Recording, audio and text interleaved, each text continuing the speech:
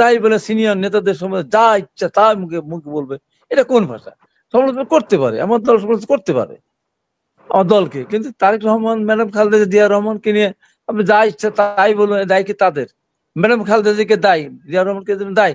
আজকে বিএনপি কে চাঁদাবাজ বলে, এর চেয়ে বড় চাঁদাবাজ আর কেউ আছে? আজকে জামাত বিএনপি কে চাঁদাবাজ বলে, ব্যাংকগুলি দখল করে নিয়েছে, হাজার হাজার কোটি টাকা লুট করেছে, তারা বিএনপি কে চাঁদাবাজ বলে। কালকে বলে চাঁদা নেবও না, চাঁদা দেবও না। গোপালগঞ্জে যেটা চলছে এটা কোনোভাবে কাম্য না। এই ইন্টারিম গভর্নমেন্টের সময় অন্ধকারে রেখে দিনের পর দিন কারফিউ চলবে, সেখানে কতজন হতাহত হবে মানুষ জানতে পারবে না, পোস্টমর্টম ছাড়া দাফন করা হবে। একটা মানুষ বিষ খেয়ে মারা যায়, তার পুরা পরিবার বলে আমাদের কোনো আপত্তি নেই, ও বিষ খেয়ে মারা গেছে, অসুস্থ ছিল, সেখানে পোস্টমর্টম জোর করে করায়। আর এখানে গুলি করে হত্যা করলো, পোস্টমর্টম ছাড়া মাটি হয়ে গেল। এ কোন দেশ, কোন আজব দেশ? এই কি আমরা পেলাম? এত হতাহত, এত শহীদের রক্তের বিনিময়ে এটা আমরা পেলাম? এই যে অন্ধকার নিয়ে যাওয়া হচ্ছে। আবার এই যে কথাটা বলা হচ্ছে, শহীদ আলম ভাই যেটা বললেন আর কি, হঠাৎ করে পিআর সিস্টেম নিয়ে আসলো। পিআর সিস্টেমের দ্বারা যারা আপনার স্বতন্ত্র প্রার্থী তারা কোন ভাবে নির্বাচন করবে বলেন?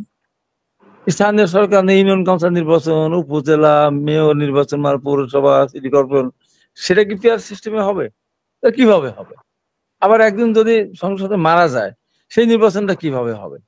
এই যে বাংলাদেশের নির্বাচনী ব্যবস্থায় দাঁড়ালো না, যেখানে রাতের বেলা ভোট হয়ে যায়, রাজনৈতিক দলগুলি ছাড়া ভোট হয়ে যায়, সেখানে একটা নির্বাচন হোক, তারপরে আস্তে আস্তে যদি মনে হয় যে পেয়ার সিস্টেম করলে আমরা আরো সেই আনুষঙ্গিক যেগুলি আমরা যদি মানুষকে বোঝাতে পারি, তো সেখানে কথা উঠতে পারে। হবেই না, এছাড়া হবেই না। এ কোন ধরনের আচরণ? এবং বিশেষ করে জামাত যখন বলে, তখন আবু আলম শহীদ খান, আমি, আমার ভাই ব্রিগেডিয়ার হাসান নাসির, আমরা তো মানতে পারি না। আমরা মুক্তিযুদ্ধে গিয়েছি, যারা মুক্তিযুদ্ধের বিরোধিতা করেছে, শত্রুতা করেছে, আমার মা বোনদেরকে পাকিস্তানে তুলে দিয়েছে, এত বড় সাহস তারা বাংলাদেশে এই কথা বলবে? এই সাহস তারা কোথায় পায়? এই যে অবস্থা, বাংলাদেশের মানুষ কিন্তু খেপে গেলে আবার কিন্তু নতুন করে 71 সালের সেই জামাত শিবির যে পরিণত হয়েছিল, এখন তো স্লোগান শুরু হয়ে গেছে রাস্তায় রাস্তায়, জামাত শিবির রাজাকার, এই মুহূর্তে বাংলা চাল, পাকিস্তানের রাজাকার, পাকিস্তান ফিরে যা। মানুষের কিন্তু ধৈর্য সহ্যের একটা সীমা আছে। ছেলেরা আন্দোলন করেছে, ভালো কথা, তাদের সময়ও করি, তাই বলে সিনিয়র নেতাদের সময় যা ইচ্ছা তা মুখে মুখে বলবে, এটা কোন ভাষা? সমালোচনা করতে পারে, আমার দল সমালোচনা করতে পারে আমার দলকে, কিন্তু তারেক রহমান, ম্যাডাম খালেদা জিয়া রহমানকে নিয়ে আপনি যা ইচ্ছা তাই বলুন, দায় কি তাদের? ম্যাডাম খালেদা জিয়াকে দায়ী, জিয়া রহমানকে দায়ী। হ্যাঁ, আমি বলি জিয়া রহমান কেটেছিল খাল, এর সাথে নিয়েছে লাঙল। আরে কোথায় জিয়া রহমান, কোথায় ইয়ে? আর সেখানে বলে একটা বাচ্চা, একটা ছেলে, যারা ছাত্রলীগের পিছে পিছে করছে, সুজনের পিছে পিছে করছে, এদের ব্যাকগ্রাউন্ড নাকি? এদের কোনো ব্যাকগ্রাউন্ড আছে? কোন পলিটিক্স ছিল কোনদিন? ছাত্রলীগের তো মেম্বার হয়তো এলাকা থাকতে পারে নাই, হয়তো থানা কমিটি, পৌর কমিটি বা কোন ইউনিয়ন কমিটির হয়তো একটা সদস্য, একদিনে রাতারাতি নেতা হয়ে গেল, রাতারাতি এত বড় নেতা হয়ে গেল, জাতিকে দিক নির্দেশনের নেতা হয়ে গেল।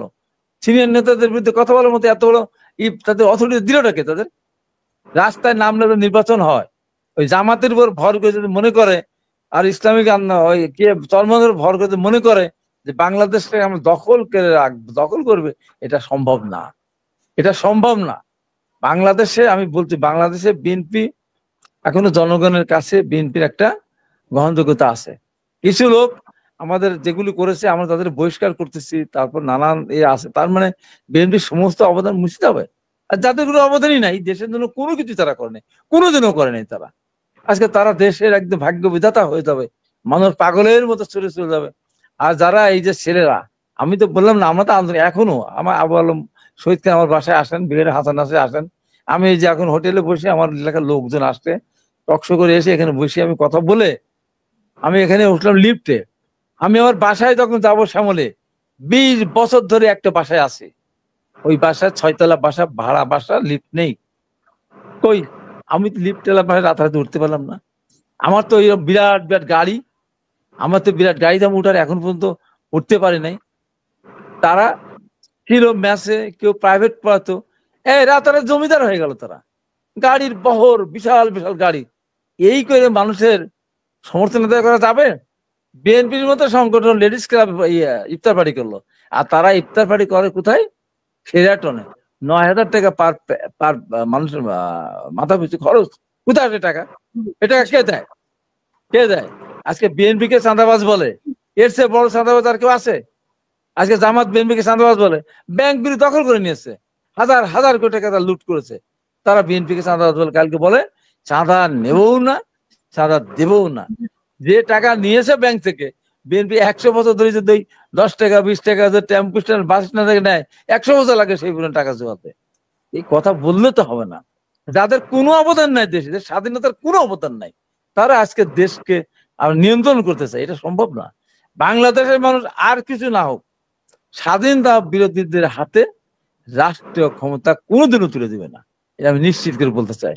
তাই দেশের ভিতরে অরাজক সৃষ্টি না করে এখনো সুযোগ আছে, একটা দেশে একটা নির্বাচন ব্যবস্থা করে। আর সরকারকে বলবো, যদি এরকমই করতে থাকেন, আওয়ামী লীগ কিন্তু শুধুমাত্র চলে গেছে 24 সালে যদি সব দলকে নিয়ে নির্বাচন করতো, হয়তো বিএনপি জোট ক্ষমতা যেত, আওয়ামী লীগ বিরোধী দল থাকতে পারতো।